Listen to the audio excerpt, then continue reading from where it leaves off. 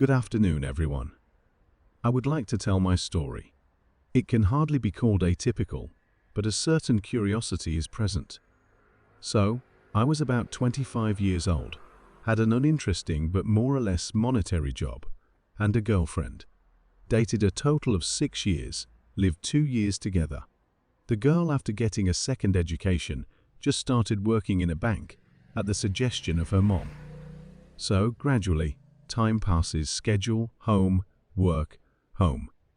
At first, nothing suspicious did not happen, but because of the different work schedules, alas, joint pastime was minimized. I began to notice that from work she began to come a little later. There were incomprehensible corporate parties, friends from work, some urgent work matters. Naive, I even became proud, decided that she is a valuable employee, since such successes sprouted. Again, jealousy, this is not the most pronounced trait of my character, and surrounded her, according to her words, the female staff plus a voluminous load. And here, the case under the new year.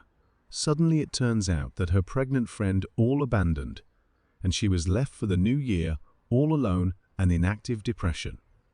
The girl, of course, could not abandon her friend, and volunteered to spend the holiday with her, knowing that I would refuse such a company and prefer the society of basement rats, rather than all night to listen to the snotty ramblings of a flabby fool, and for once meeting with parents, albeit alone.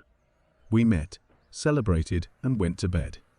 And then I had a dream that was weird.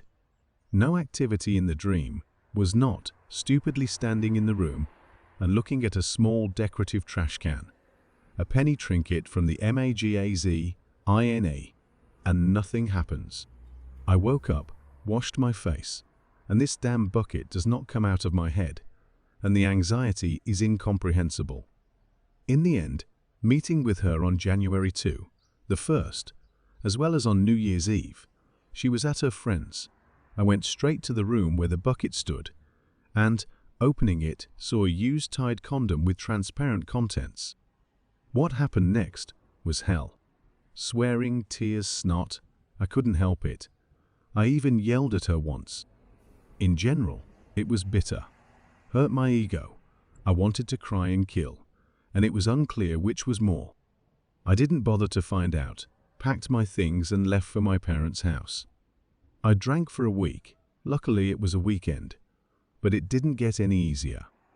But there is a cure, and it's primitive and simple. Get laid, gentlemen.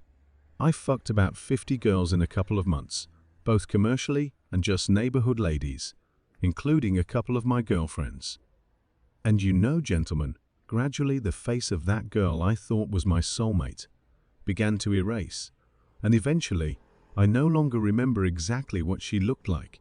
Also came the realization that girls are all the same, only tits, asses, hips, eyes more or less. So I can safely say, do not put them on a pedestal. You shouldn't kill yourself over the female gender. It's ridiculous and stupid. My advice to all men, think about what you're doing.